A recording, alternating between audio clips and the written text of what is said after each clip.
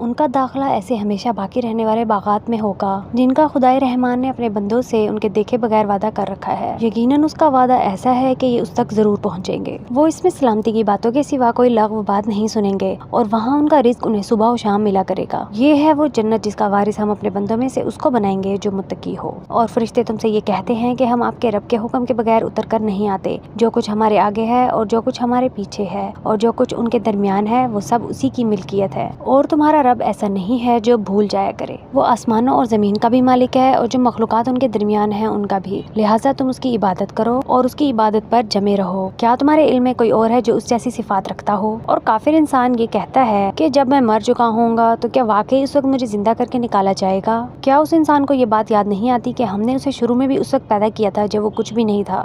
تو قسم ہے تمہارے پروردگار کی، ہم ان کو اور ان کے ساتھ سارے شیطانوں کو ضرور اکٹھا کریں گے، پھر ان کو دوزخ کے گرد اس طرح لے کر آئیں گے کہ یہ سب گھٹنوں کے بل گرے ہوئے ہوں گے۔ پھر ان کے ہر گروہ میں سے ان لوگوں کو کھینچ کر نکالیں گے جو خدائے رحمان کے ساتھ سرکشی کرنے میں زیادہ سخت تھے۔ پھر یہ بات ہم ہی خوب جانتے ہیں کہ وہ کون لوگ ہیں جو سب سے پہلے اس دوزخ میں جھونکے جانے کے زیادہ مستحق ہیں، اور تم میں سے کوئی نہیں ہے جس کا اس دوزخ پر گزر نہ ہو۔ اس بات کا تمہارے پروردگار نے حتمی طور پر ذمہ لے رکھا ہے۔ پھر جن لوگوں نے تقوی اختیار کیا ہے انہیں تو ہم نجات دے دیں گے، اور جو ظالم ہیں انہیں اس حالت میں چھوڑیں گے کہ اس دوزخ میں گھٹنوں کے بل پڑے ہوئے ہوں گے۔ اور جب ان کے سامنے ہماری کھلی کھلی آیتیں تلاوت کی جاتی ہیں تو کافر لوگ مومنوں سے کہتے ہیں کہ بتاؤ ہم دونوں فریقوں میں سے کس کا مقام زیادہ بہتر ہے اور کس کی مجلس زیادہ اچھی ہے، اور یہ نہیں دیکھتے کہ ان سے پہلے ہم کتنی نسلیں ہلاک کر چکے ہیں جو اپنے ساز و سامان اور ظاہری آن بان میں ان سے کہیں بہتر تھیں۔ کہہ دو کہ جو لوگ گمراہی میں جا پڑیں تو ان کے لیے مناسب یہی ہے کہ خدائے رحمان انہیں خوب ڈھیل دیتا رہے، یہاں تک کہ جب یہ لوگ وہ چیز خود دیکھ لیں گے جس سے انہیں ڈرایا جا رہا ہے، چاہے وہ اس دنیا کا عذاب ہو یا قیامت، تو اس وقت انہیں پتہ چلے گا کہ بدترین مقام کس کا تھا اور لشکر کس کا زیادہ کمزور تھا۔ اور جن لوگوں نے سیدھا راستہ اختیار کر لیا ہے اللہ ان کو ہدایت میں اور ترقی دیتا ہے،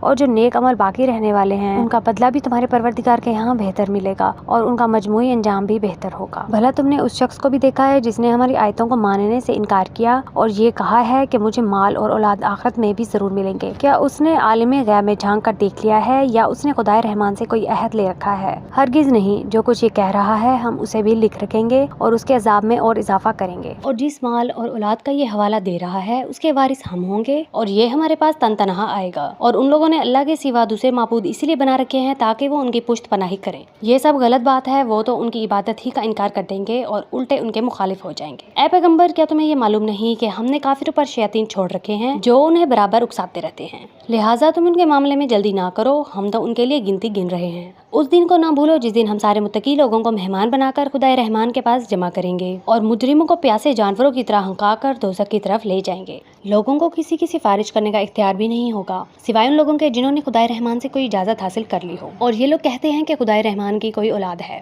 ایسی بات کہنے والوں، حقیقت یہ ہے کہ تم نے بڑی سنگین حرکت کی ہے۔ کچھ بعید نہیں کہ اس کی وجہ سے آسمان پھٹ پڑے، زمین شک ہو جائے اور پہاڑ ٹوٹ کر گر پڑے کہ ان لوگوں نے خدائے رحمان کے لیے اولاد ہونے کا دعویٰ کیا ہے، حالانکہ خدائے رحمان کی یہ شان نہیں ہے کہ اس کی کوئی اولاد ہو۔ آسمانوں اور زمین میں جتنے لوگ ہیں ان میں سے کوئی ایسا نہیں ہے جو خدائے رحمان کے حضور بندہ بن کر نہ آئے۔ یقین رکھو کہ اس نے سب کا احاطہ کر رکھا ہے اور انہیں خوب اچھی طرح گن رکھا ہے، اور قیامت کے دن میں سے ایک ایک شخص اس کے پاس اکیلا آئے گا۔ ہاں بے شک جو لوگ ایمان لائے ہیں اور انہوں نے نیک عمل کیے ہیں خدائے رحمان ان کے لیے دلوں میں محبت پیدا کر دے گا۔ چنانچہ اے پیغمبر، ہم نے قرآن کو تمہاری زبان میں آسان بنا دیا ہے تاکہ تم اس کے ذریعے متقی لوگوں کو خوشخبری دو، اور اسی کے ذریعے ان لوگوں کو ڈراؤ جو ضد کی وجہ سے جھگڑے پر آمادہ ہیں۔ ان سے پہلے ہم کتنی ہی قوموں کو ہلاک کر چکے ہیں، کیا تمہیں ٹٹولنے سے بھی ان میں سے کسی کا پتہ ملتا ہے یا ان میں سے کسی کی بھنک بھی تمہیں سنائی دیتی ہے؟